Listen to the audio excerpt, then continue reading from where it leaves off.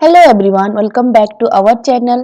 स्वागत है आप सभी का हमारे यूट्यूब चैनल में। आज के इस सेशन में हम बात करने वाले हैं उत्तराखंड प्रवक्ता भर्ती 2025 इकोनॉमिक सब्जेक्ट का एक मोस्ट इम्पॉर्टेंट टॉपिक जो आपके एग्जाम के पॉइंट ऑफ व्यू से काफ़ी इम्पॉर्टेंट रहने वाला है। तो बने रहे आज के इस सेशन में। Let's start now.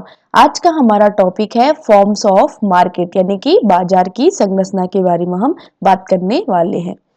तो फर्स्ट ऑफ ऑल हम यहाँ पे देखेंगे कि जो बाजार के स्वरूप होते हैं वो कितने प्रकार के होते हैं, एंड देन इसका जो स्ट्रक्चर होता है वो किस प्रकार का होता है, उसके बारे में हम आज की वीडियो में बात करने वाले हैं। तो विभिन्न बाजार की स्थितियां जैसे forms of market and market structure के बारे में हम देखेंगे। तो फर्स्ट ऑफ ऑल यहाँ पे हम देखेंगे पूर्ण प्रतियोगिता बाजार, जिसे बोला जाता है परफेक्ट कंपटीशन मार्केट। सेकंड देखेंगे हम यहाँ पे विशुद्ध प्रतियोगिता, जिसे बोला जाता है प्योर मोनोपोली। उसके बाद हम बात करेंगे नेक्स्ट जो मार्केट का स्वरूप होता है विशुद्ध एकाधिकार, या फिर इसे हम खाली एकाधिकार भी बोल सकते हैं, जिसे बोला जाता है मोनोपोली। एंड देन हम यहाँ पे बात करेंगे अपूर्ण प्रतियोगिता, यानी कि जो हमारी अपूर्ण प्रतियोगिता है ये बाजार का थर्ड रूप है। इसके बाद हम बात करेंगे कि जो अपूर्ण प्रतियोगिता है इसके अंतर्गत कौन कौन से यहाँ पे बाजार आते हैं। इसी को हम प्रतियोगिता भी बोलते हैं एंड देन इसी को हम मार्केट भी बोलते हैं। तो फर्स्ट ऑफ ऑल यहाँ पे द्वयाधिकार, जिसे बोला जाता है डिओपॉली कंपटीशन। एंड सेकंड है यहाँ पे अल्पाधिकार प्रतियोगिता, जिसे बोला जाता है ओलियोपॉली कंपटीशन। एंड देन एकाधिकारी प्रतियोगिता, जिसे बोला जाता है मोनोपोलिस्टिक कंपटीशन। एक होता है एकाधिकार, और यहाँ पे जो अपूर्ण प्रतियोगिता का बाजार है वो है एकाधिकारी प्रतियोगिता, तो जिसे बोला जाता है मोनोपोलिस्टिक कंपटीशन। तो इसको आप इंग्लिश में ही याद करिएगा तो और बेटर रहेगा। तो ये थे हमारे बाजार के स्वरूप और संरचना। अब हम इनको वन बाय वन करके बाजार के जितने भी फॉर्म्स हैं उनको एक एक करके यहाँ पे जानने की कोशिश करेंगे। तो फर्स्ट ऑफ ऑल हम यहाँ पे पूर्ण प्रतियोगिता यानी कि परफेक्ट कंपटीशन के बारे में जानेंगे। तो पूर्ण प्रतियोगिता का बाजार वह बाजार है जिसमें कि क्रेता और विक्रेताओं के बीच वस्तु का क्रय विक्रय प्रतियोगिता के आधार पर होता है। इसके अतिरिक्त व्यक्तिगत रूप से कोई भी व्यक्ति वस्तु के मूल्य को प्रभावित नहीं कर सकता। पूर्ण प्रतियोगिता में वस्तु का मूल्य प्रत्येक स्थान परिवहन व्यय को निकाल देने के बाद समान होता है। तो जो हमारी पूर्ण प्रतियोगिता बाजार है उसके अंतर्गत जितने भी हमारे उपभोक्ता और जितने भी हमारे वस्तु को बेचने वाले होते हैं उनके बीच वस्तु का क्या होता है क्रय विक्रय, यानी कि लेन देन होता है या फिर उसको बेचा और खरीदा जाता है। इसके अतिरिक्त व्यक्तिगत रूप से कोई भी व्यक्ति वस्तु के मूल्य को प्रभावित नहीं कर सकता है। इसमें कोई भी इंडिविजुअल व्यक्ति जो वस्तु का प्राइस होता है उसको प्रभावित नहीं कर सकता है। पूर्ण प्रतियोगिता में वस्तु का जो मूल्य होता है प्रत्येक स्थान पर समान होता है, बट उसमें से जो हमारा परिवहन व्यय होता है उसको निकाल देने के बाद वो प्रत्येक स्थान पर एक जैसा रहता है। अब अगर आपसे पूछा जाता है कि पूर्ण प्रतियोगिता की एक डेफिनेशन दी जाती है, उसमें ये पूछा जाता है कि ये डेफिनेशन किसके अकॉर्डिंग है, तो ये डेफिनेशन एग्जाम के पॉइंट ऑफ व्यू से काफी इंपॉर्टेंट होते हैं। तो देखिए यहाँ पे एक डेफिनेशन दी हुई है श्रीमती जॉन रॉबिन्सन के द्वारा। तो इन्होंने बोला है कि पूर्ण प्रतियोगिता तब पाई जाती है जब प्रत्येक उत्पादक के उत्पादन के लिए मांग पूर्णतया लोचदार होती है। इसका अर्थ है कि प्रथम विक्रेता की संख्या अधिक होती है, जिससे कि किसी एक विक्रेता यानी कि उत्पादक का उत्पादन उस वस्तु के कुल उत्पादन का बहुत थोड़ा भाग होता है, तथा दूसरे सभी क्रेता प्रतियोगी विक्रेता के बीच चुनाव करने लगते हैं। तो श्रीमती जॉन रॉबिन्सन ने एक परिभाषा दी है। इनका कहना है कि पूर्ण प्रतियोगिता तब पाई जाती है जब प्रत्येक उत्पादक के उत्पादन के लिए मांग का पूर्णतया लोचदार होता है। आपसे इतना ही पूछा जाएगा वहां पर डेफिनेशन कि मांग का पूर्णतया लोचदार होता है। यह डेफिनेशन किसके अकॉर्डिंग है, तो ये according to Shrimati John Robinson.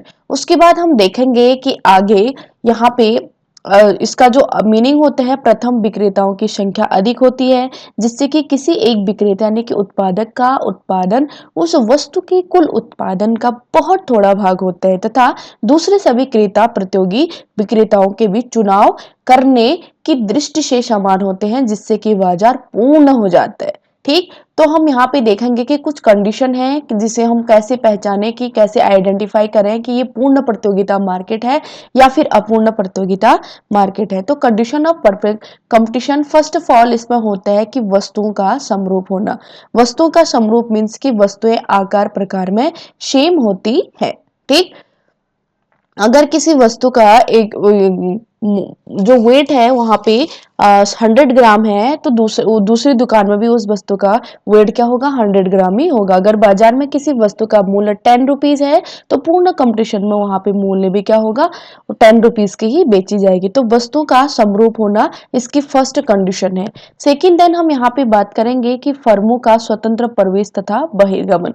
जो पूर्ण प्रतियोगिता की दशा होती है उस कंडीशन में जितने भी फर्म होते हैं वो स्वतंत्र रूप से आ भी जा सकते हैं और वहां से बाहर भी जा सकते हैं। इनमें पूर्ण स्वतंत्रता पाई जाती है। नेक्स्ट इसकी जो कंडीशन है वो है क्रेता और विक्रेताओं की वस्तु की मांग एवं पूर्ति का पूर्ण ज्ञान होना चाहिए।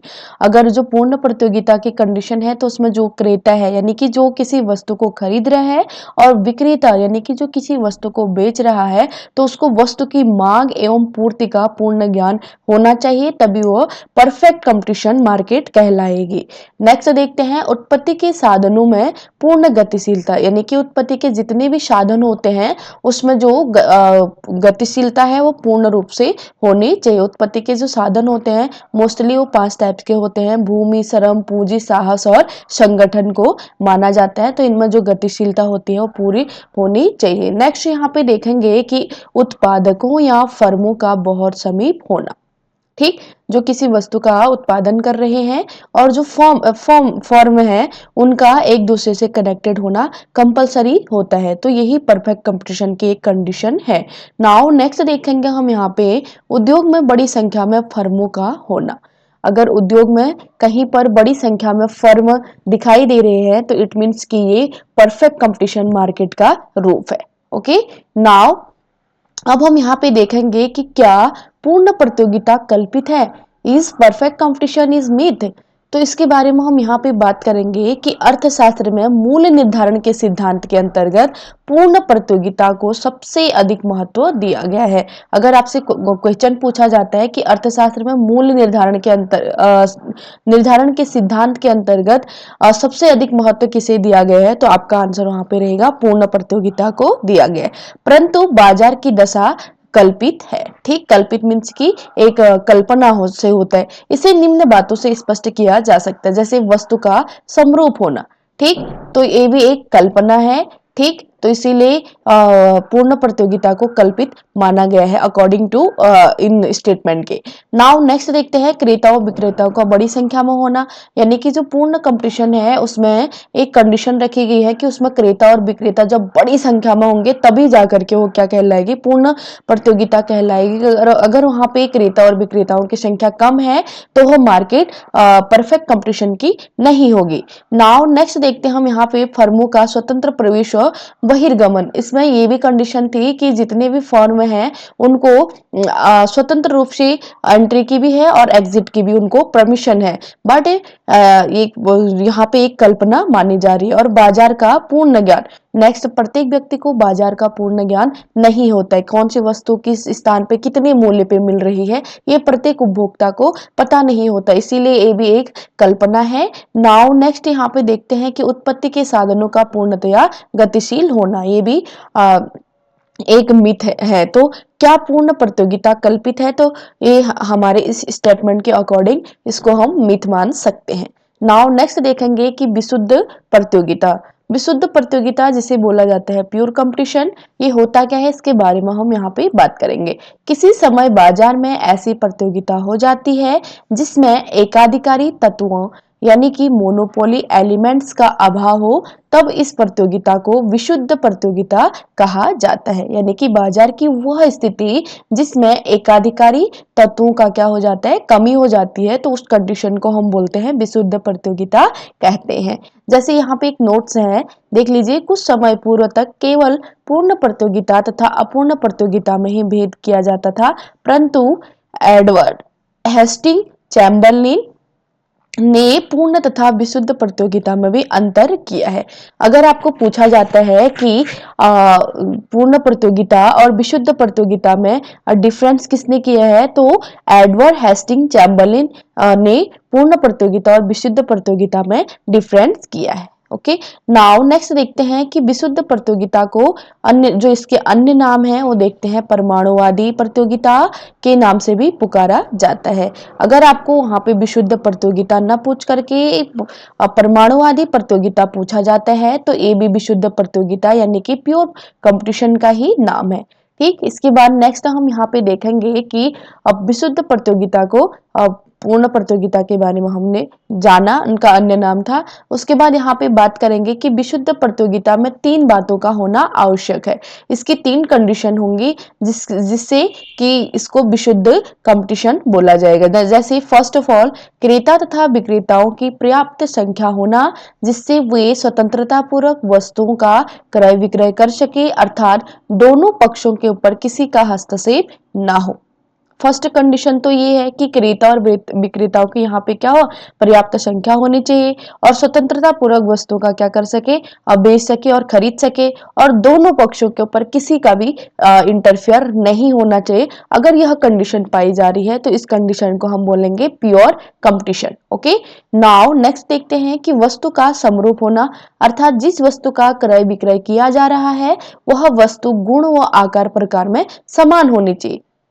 इट मीन्स कि अगर हम किसी वस्तु का उपभोग कर रहे हैं तो उस वस्तु से जो भी क्वालिटी हो रही है एंड देन जो उसका आकार है एंड प्रकार है वो एक समान होनी चाहिए, तब जाकर के हम उसको प्योर कंपटीशन मानेंगे। एंड देन फर्मों की प्रवेश और बहिर्गमन की यहाँ पे पूर्ण स्वतंत्रता होगी, इसी को भी हम क्या बोलेंगे, विशुद्ध कंपटीशन का एक यहाँ पे 3 बातों का होना कंपलसरी है। फर्स्ट ऑफ ऑल यानी कि क्रेता और विक्रेताओं की संख्या पर्याप्त होनी चाहिए, उसमें किसी का भी हस्तक्षेप नहीं होना चाहिए।